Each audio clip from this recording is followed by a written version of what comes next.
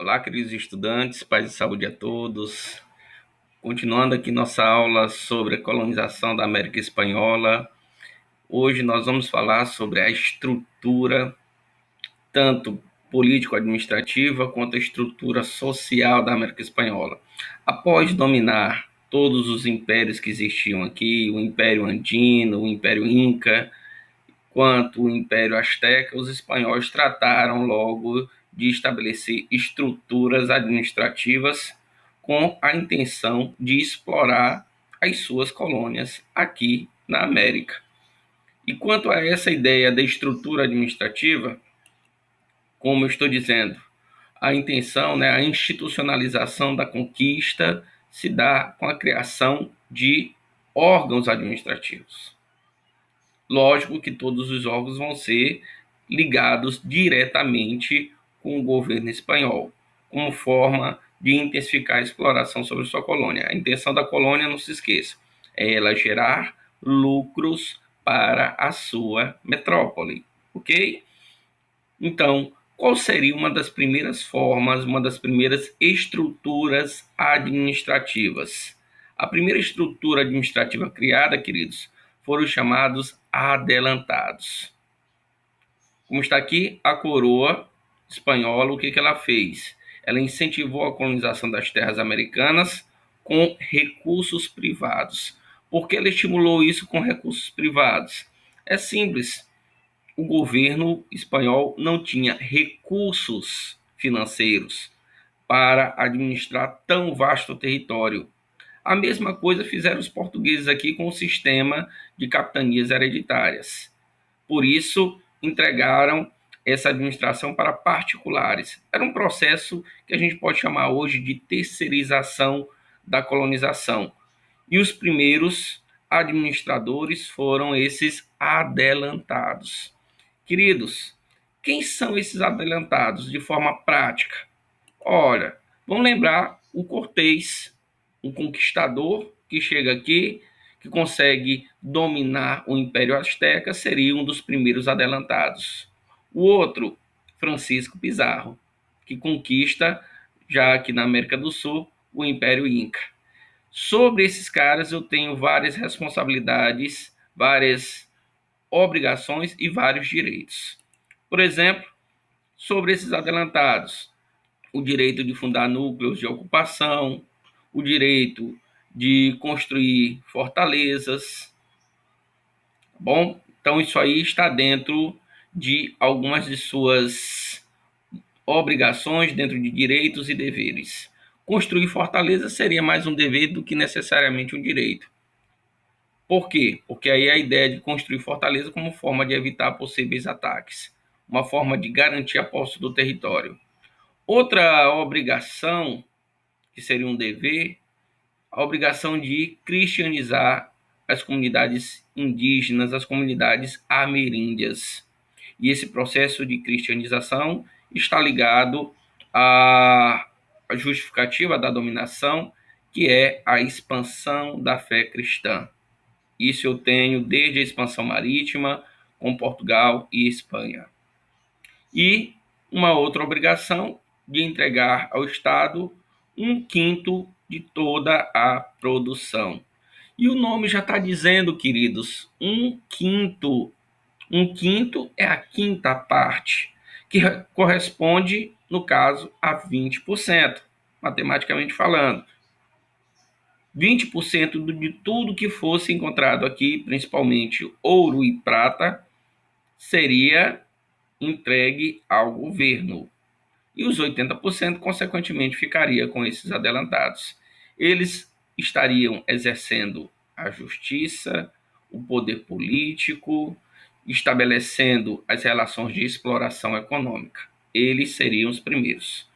Só que, posteriormente, a metrópole vai sentir a necessidade de criar outros mecanismos administrativos.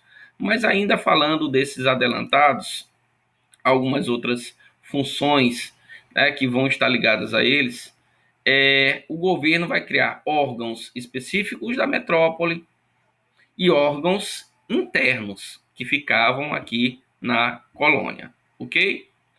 Dentre esses órgãos, eu tenho, por exemplo, a casa de contratação.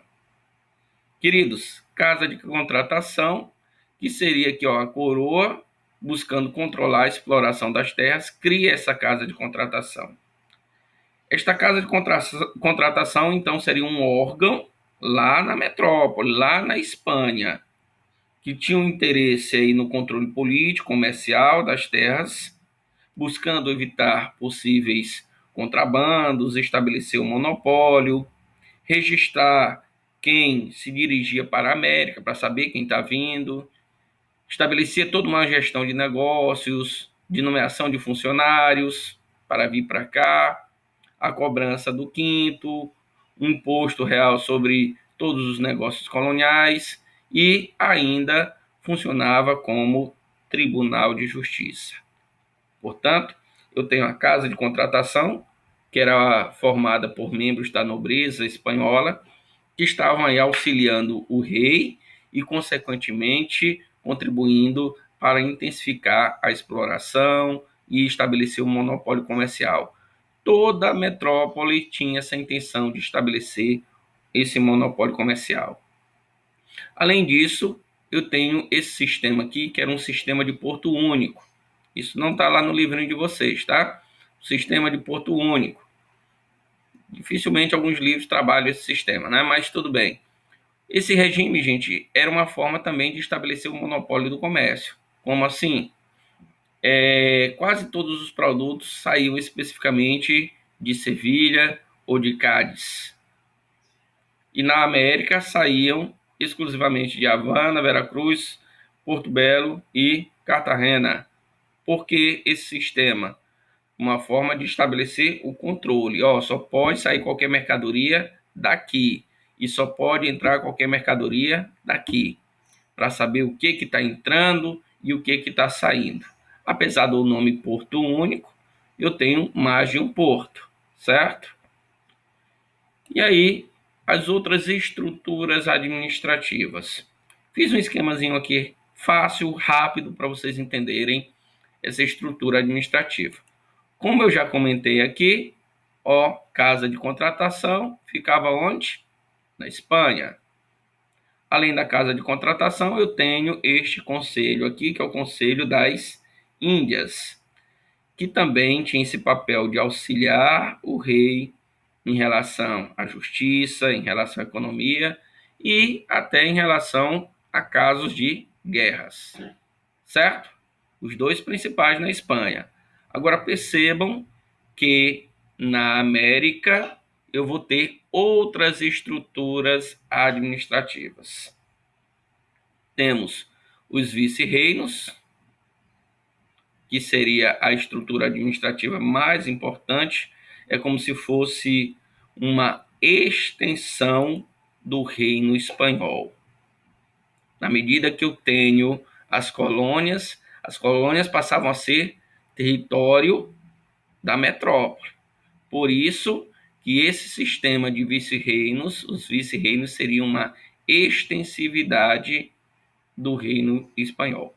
Consequentemente, quem é que vai administrar? O vice-rei. E este vice-rei, ele estaria subordinado direto do rei da Espanha. Mas este cargo aí de vice-rei seria, então, o cargo mais importante da colônia.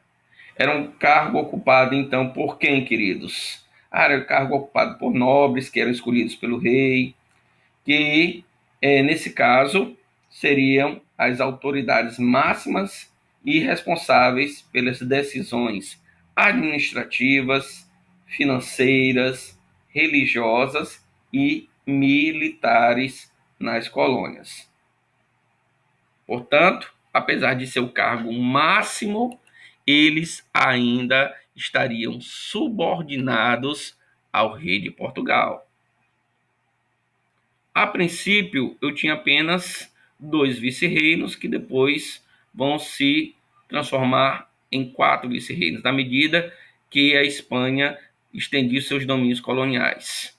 A princípio, só 2. Nós temos ainda, além dos vice-reinos, as audiências. E o que seriam as audiências? Seriam, o nome já está dizendo, ó, quando você diz que vai a uma audiência, geralmente é algo ligado ao setor jurídico. E as audiências eram responsáveis, tinham esta função jurídica aqui na colônia. Ah, já de estar julgando alguma coisa, algum crime cometido, alguma ação. Além dos vice-reinos, eu tinha as capitanias gerais. Gente, as capitanias gerais eram territórios um pouco menores que os vice-reinos, e eles tinham um detalhe, né? Eram justamente as zonas de maior conflito com as comunidades indígenas. E eram nessas capitanias gerais que nós tínhamos também, elas eram alvos de constantes práticas de pirataria. Pirataria de quem? Ah, das nações europeias que não concordavam com a divisão do mundo ultramarino apenas entre Portugal e Espanha. Por isso que tentaram se apoderar de territórios aqui. E abaixo desse sistema de capitanias gerais eu tinha os cabildos. O que eram os cabildos? Era um poder político local, câmaras municipais, bem parecido com o que fazem as atuais prefeituras, porque a prefeitura seria um poder político local. Portanto, os cabildos seriam os cargos de menor importância, poder de mando local, como se fosse nos municípios. E os cargos mais altos, queridos, eles eram ocupados por uma elite dos nascidos na Espanha, que eram chamados de chapetones. Daí, vice-reinos, as audiências, as capitanias gerais, todos esses cargos eram ocupados pelos chapetones, a elite dos nascidos na Espanha. Nós vamos mais na frente falar deles. E os outros cargos menos importantes eram ocupados por uma outra elite, uma elite crioula, que ocupavam cargos públicos menos importantes, como é o exemplo aí dos cabildos. Este nome aí, crioulo, nada tem a ver com negritude. A elite crioula era uma elite dos nascidos na América, descendentes de espanhóis, mas membros de uma elite. Não vamos confundir e achar que isso tem a ver com negritude, ok? E um outro detalhe, né? Quando a gente vê essa estrutura administrativa, percebam aí que eu tinha em torno aí, ó, do vice-reino da Nova Espanha, vice-reino do Peru e vice-reino de Nova Granada e vice-reino do Rio do Prata. Além disso, algumas das capitanias de Cuba, Porto Rico, São Domingos, que eram as áreas mais desejadas porque já tinham intensa exploração colonial nessas regiões de produtos agrícolas. Beleza? Queridos, falamos da estrutura administrativa e agora vamos falar da sociedade. Lindos, se liga aí, ó. A sociedade na América Espanhola era dividida basicamente aí nessa estrutura piramidal, onde eu tenho os chapetones e o clero, que era uma pequena elite, como eu falei ainda há pouco, eram os brancos nascidos na Espanha e que ocupavam os cargos mais importantes, que desfrutavam dos principais privilégios, eram grandes proprietários de terras, de minas, e eles representavam apenas 1%. Eu tinha também os crioulos, uma elite dos nascidos na América, uns cargos menos importantes, representavam 13%. Tinha mestiços, mistura de europeu com nativo, e a grande maioria que era de índios e negros, mas predominantemente índios. O último detalhe, queridos, na América Espanhola não tem uma grande presença de negros. Por quê? Porque a mão de obra principal foi a mão de obra indígena, ok? E além disso, só se utilizou mão de obra africana, onde o percentual da população indígena foi fortemente dizimada pelas doenças trazidas pelos europeus. Ok? Na próxima aula a gente continua falando da temática. Abraço.